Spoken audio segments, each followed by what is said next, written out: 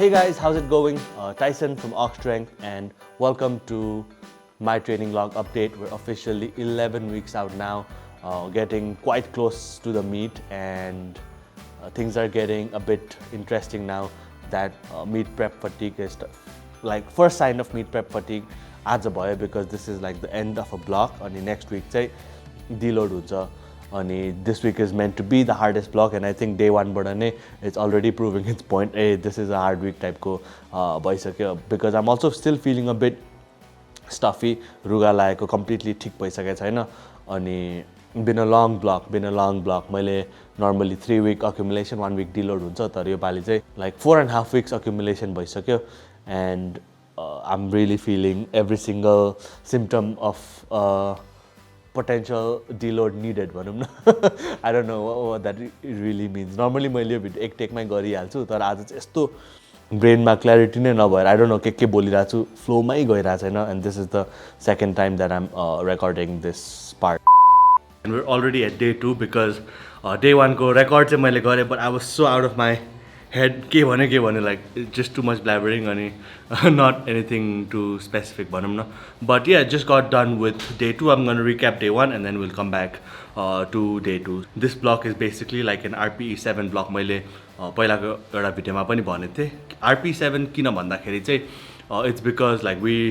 don't want the weights to be too light. अब RP5, 6 भनौँ न, 240, 250 or even 230, 35 squatहरू चाहिँ it'll still feel like a warm up, and I can move the weight how I want to move the weight भनौँ न. pause पनि गर्न सक्छ, technical changes पनि गर्न सक्छ, tempo पनि गर्न सक्छ. Even if I misgroove a little bit, I can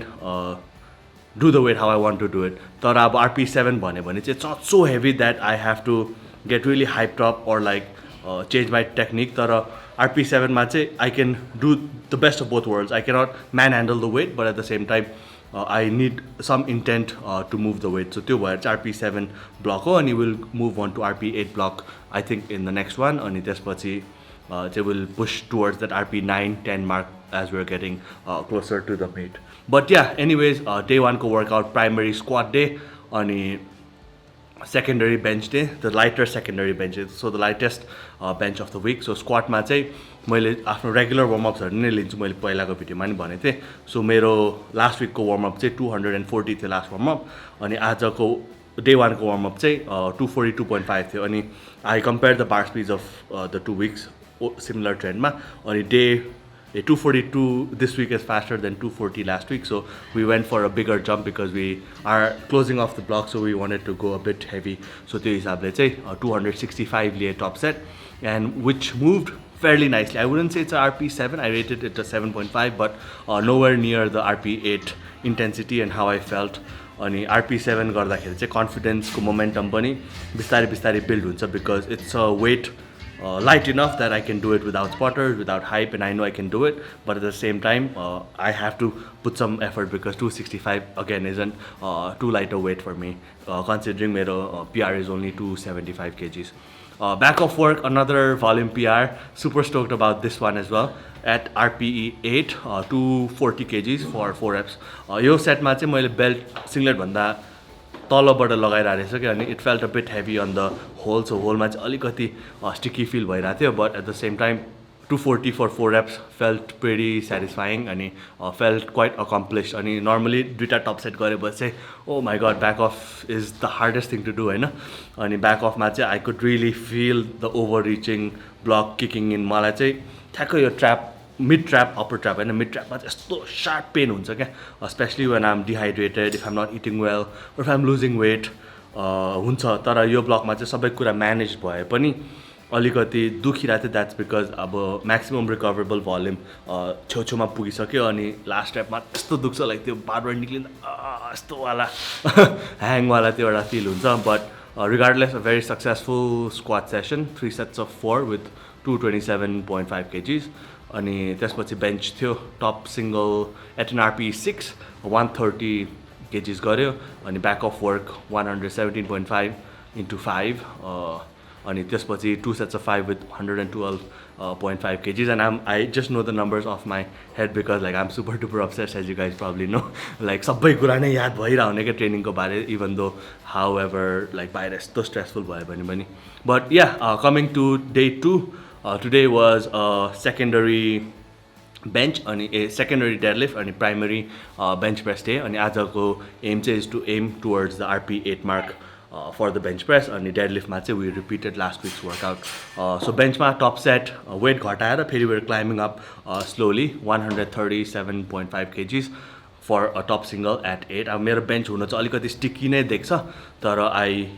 feel the weight being really light अनि नयाँ cuesहरू implement पनि गरे भएर चाहिँ अलिकति different feel भएछ but I think overall bench is trending again. Hopefully we can keep up with the week अनि next block मा चाहिँ I hope to push it beyond 140 or 140 लाई baseline strength बनाउन सक्यो भने पनि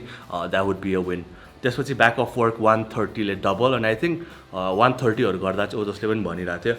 like यति confident or like यति को RP अथवा यति confidently easily कहिले पनि गरेको थिएन and I think that's also sort of true and that's how it felt. On the back of work 3 sets of 3 with 125 kgs. About not the heaviest weight that I've done, but I think considering how little we were resting in between sets, it's a win in that regard. त्यसपछि last week को tempo deadlift थियो 245 as a gauge set अनि 260 as the top set and it definitely moved lighter than last week. I think around 6.5 को range मा थियो top set. त्यसपछि 3 sets of 2 with 237.5 kgs again felt quite nice and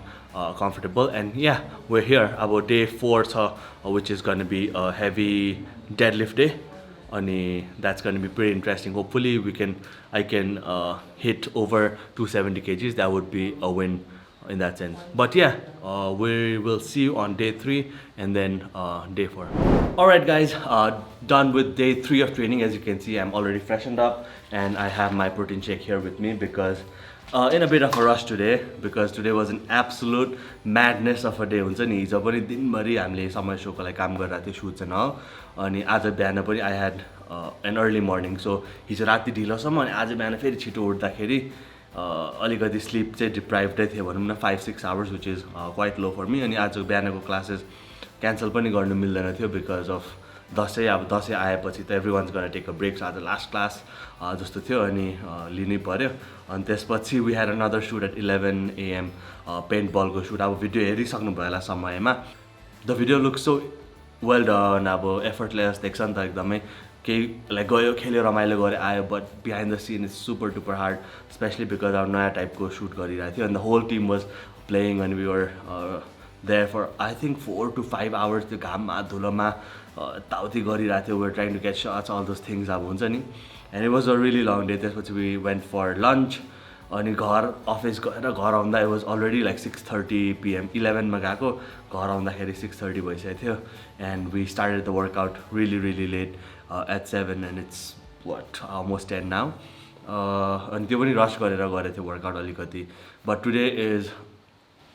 secondary bench अनि secondary squat day अनि secondary bench को चाहिँ अलिक heavier day थियो so squat मा चाहिँ what we did is we took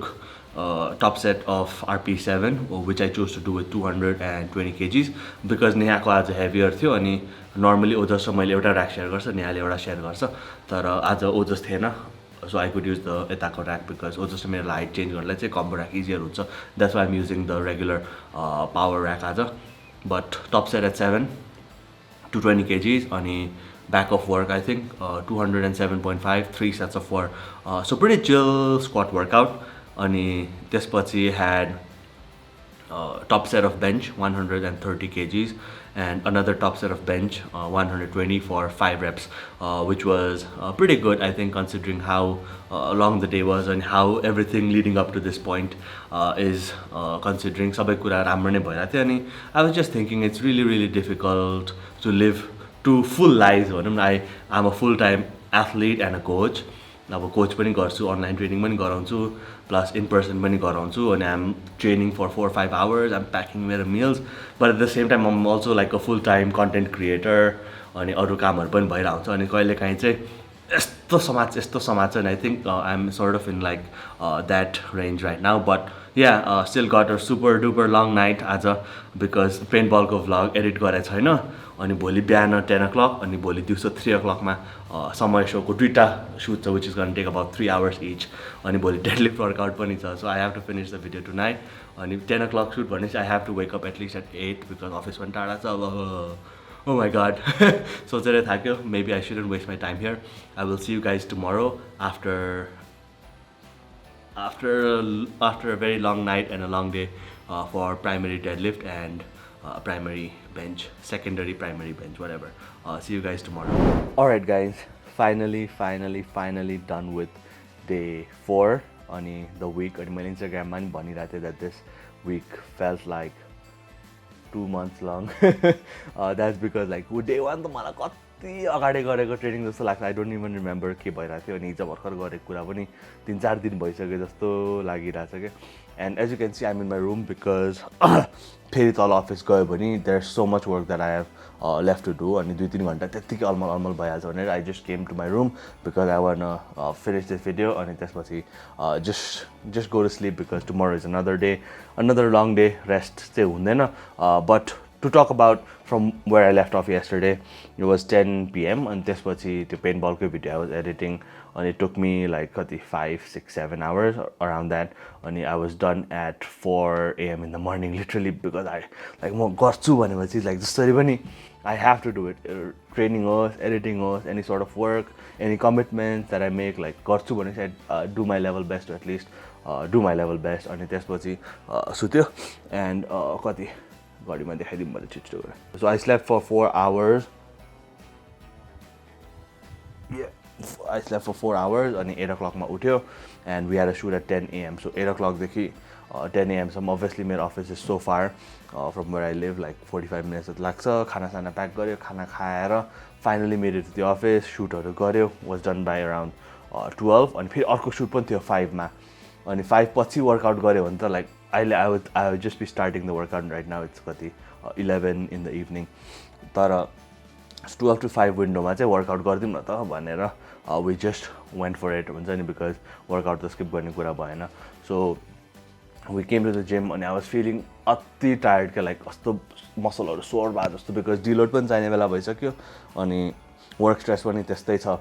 so we decided like अलिकति कन्जर्भेटिभै गर्नु पर्ला at least just get the job in today but then